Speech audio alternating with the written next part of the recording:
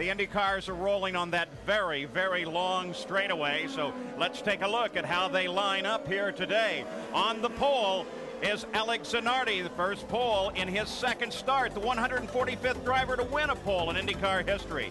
Outside his teammate Jimmy Vasser started third and won at Miami. In the second row, Andre Ribeiro, the Loudon winner last year, and Greg Moore, the spectacular Canadian rookie. In the third row, Parker Johnstone, back after that injury in practice at Miami, and Bobby Rahal, a three-time IndyCar champion.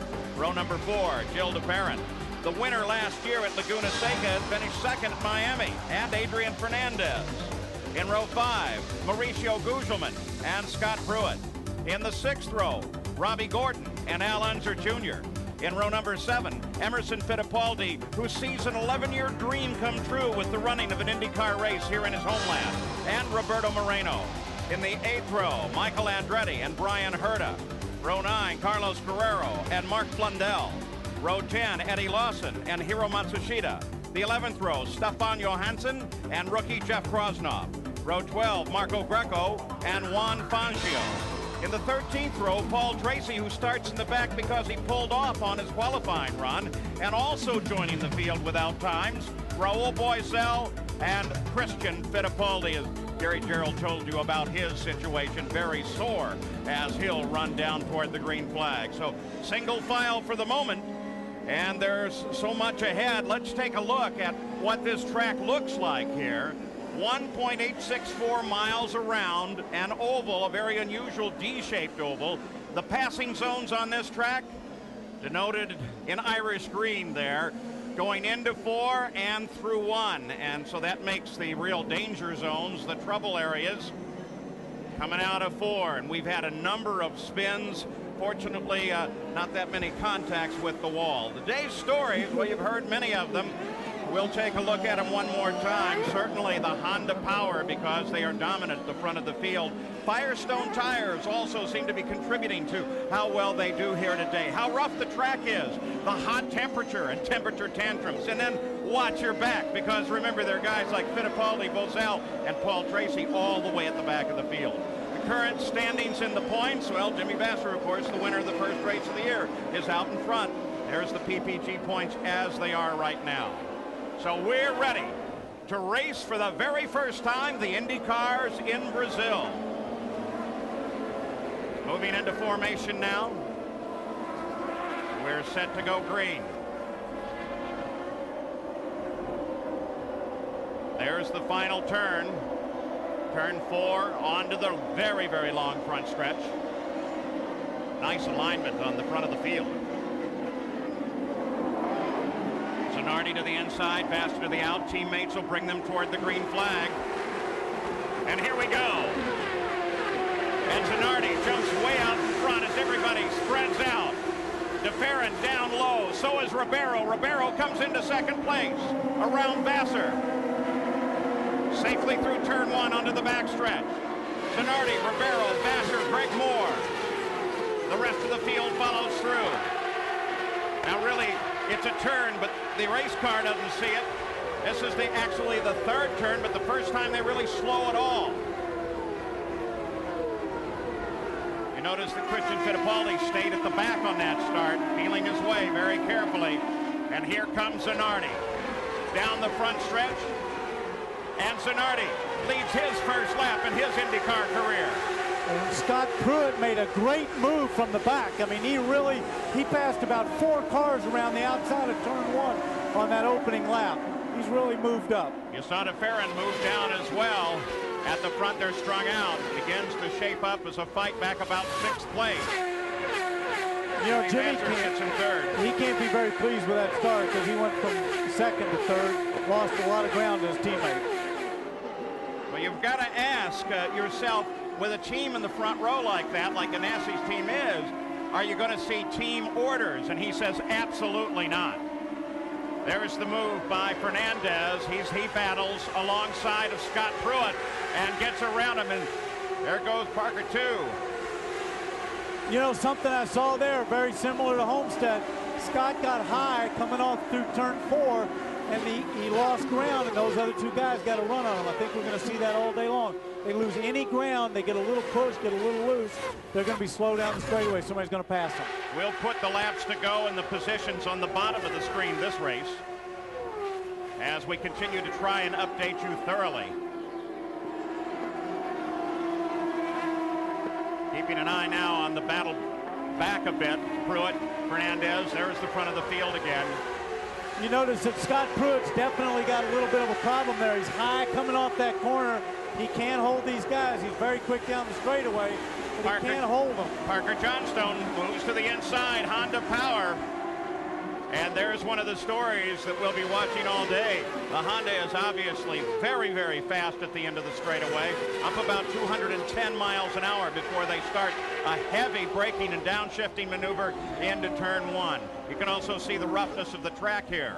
One car off the side, yellow is out. So yellow flag flies first time today. That appears to be, looks like it's the Gurney car and the Fangio's car. Looks like he stopped out there, and of course on an oval, they can't take a chance. They got to pull it. They got to throw a yellow. They got to get them slowed down, so they throw it all the way around. Exactly who it is. Juan Fangio driving for Dan Gurney and All-American Racers. Toyota power there. They've got a lot of work to do this year, but they're worthy of that task. So 3 laps complete, 133 the distance, 248 miles. ZANARDI leads from the pole. We'll be back. We're back in Brazil for the Rio 400, getting ready to go green, but first let's go to Jack Arute. Well, Paul, you were talking about Scott Pruitt and how he seemed to be slowing down a bit. Well, he's handling an ill-handling car right now. They expected a little bit of understeer with the setup they put in the car, but the Firestone team for Pat Patrick and company say they've got maybe just a little bit too much understeer. And at this track, Danny Sullivan, understeer is not what you want, at least not too much of it. That's right, especially coming off of turn 4, leading on that long straightaway. If you've got understeer, which to the viewers at home means that the front end's not working, you can't get any grip, you got to wait on that throttle, you can't put the power down, you're going to be slow coming on that straightaway. Nice return to green as we're back racing again. ZANARDI, Ribeiro, Vassar, Johnstone trying to move up, swings to the inside. Well, at the front, Ribeiro moves far to the outside. Challenge for the lead. In through turn 1, off at turn 1. Look at Ribeiro way up by that wall. Well, that could be that he's just letting the car have its head. Just don't scrub those tires down. Just let it go a little bit, and it'll be a little quicker. Look how much faster he is down that straightaway. He's all over ZANARDI. And there goes Ribeiro. Whoa, what a good pass. Around the outside, and listen to this crowd in the front. They love their Brazilians, don't they? The crowd goes nuts as Ribeiro takes the lead, but here comes ZANARDI back to challenge. He ducks in behind him as he comes across the line. Down through the gears, heavy on the brakes into turn 1. And he's got him. He's going back at it. And look at Greg Moore. He's trying to get around Vassar. Oh, look at the other battle. Greg Moore to the outside of Vassar. Moore to third for the moment, but maybe only for the moment. Great racing.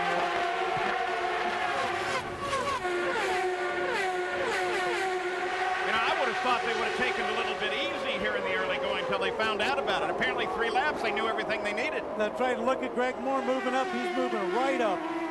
He's going to go, oh, and look at that coming off the corner. Greg Moore tries to make his move now. Moves inside of Ribeiro. But did you see Ribeiro's back end jump out coming off? We're going to see this all day long. Look how the field's all backed up behind him, and Moore's found the line. Look at that. Right around the outside. Outside pass around Ribeiro. Moore to second behind ZANARDI. You know, I talked to Moore before, after the warm-up this morning. These guys are very confident. Their car feels great. He says he's got no problems. The car's handling fabulously. He's pumped up. Well, when you look at some of these shots, though, watch the rear wing. It'll give you a good idea of how much the cars are bouncing over the surface here. See Moore hop around there? He builds up to over 200 miles an hour down the front stretch. You can see the car really darting around. See it under braking there? DeFerrin working at the back of Vassar. Battle for 4th there. This is great racing. I mean, look how they're all bunched up. Everybody's just in a line. Everybody trying to find a way around the car in front of them. There gives you a good idea of the surface and how the cars handle it. Reminds me a lot of Milwaukee. Flat, Got a lot of texture to the surface. Really have to be on top of the race car. And also something the viewers are seeing right there is you've got, as you mentioned, a D-shaped track. But turns 2 and 3 aren't a factor. Those things are flat out. They can go 3 abreast through there. DeFerrin challenges Vassar for 4th, while you see them serpentine behind. DeFerrin down to the inside. And he gets around Vassar to the cheer of the crowd. One thing you can sit up here in this booth and know is when a Brazilian makes a pass, if he's got it, the crowd lets you know. Watching behind this battle as well, you see how everybody tries to use the draft. The draft is really available here. Well, it makes a big factor on this long straightaway, and for the first time in an Indy car. One car with an engine going, it looked like, and no, against the wall. That looks like Mark Blundell. Oh, he looks like he's okay, but he's moving in the car. Mark Blundell, a stream of smoke. I don't know if it was because the engine went or because he was already losing it. Hard against the wall, but he climbs out immediately, and of course the yellow comes out. So we're in our second yellow. Oh, yeah. Oh, his motor was definitely going. Somebody was very lucky there. That looked almost. Oh. Oh, that's a lucky impact. That's a lucky impact for him to walk away. And I'll tell you who else was lucky was it looked like his teammate. Well, maybe not so lucky. Let's hope he's okay. He's down on the ground. And that's of course, the IndyCar safety team. Dr. Steve Alvey was the man over him. Look at him pass right behind his teammate. Tucks his nose under his wing. Not a good angle to hit the wall. Car does what it's supposed to, though. That disintegration is good. That's energy leaving the car. So as the car hugs the wall, this is at regular speed. Watch that car. Boy, oh boy, I'll tell you, I'm sitting up here and having been in that position before. That really hurts. That really hurts. Be very careful about Mark Blundell's condition now. He climbed out of the car under his own power, but seemed to collapse by the edge of the track. Safety crews keeping him there. You notice how they position the vehicle, too, to protect the work they're doing from any of the other cars should anything else happen. He's definitely got a problem there. Something definitely goes wrong. It might have been that smoke we saw coming out of the back of the car, but he didn't even slow down. That's unbelievable impact he took there. So back under yellow, full caution, 12 laps complete. ZANARDI was challenged for a moment, but is back in the lead again. We'll be back. We are back in Rio for the IndyCar Rio 400, still under the second yellow of the day. Coming up next, 3 Olympic skating stars share their stories beyond the ice as Nike presents A Passion to Play with Dorothy Hamill, Christy Yamaguchi, and Nancy Kerrigan. That's next here on ABC Sports. Now this yellow, of course, is for the single car accident off of turn 4 of Mark Blundell. The only report we have right now is that he does not have life-threatening injuries, and we will update that after a very hard impact just as soon as we have more information. But let's go down to the pits and Jack Arute. Well, Paul, there's been some mental activity. There's been some physical activity on pit road. Emerson Fittipaldi came in with his Hogan Penske car and changed this. They call it a wicker bill. It changes the edge on the rear wing, and it can severely change the handling of the race car.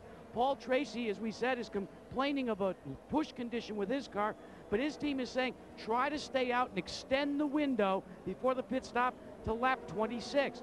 Meanwhile, the radio playback for Derek Walker and the Valvoline team and Robbie Gordon is come into the pits now, take on fuel, and maybe we can do a fuel and go in that third and final stop.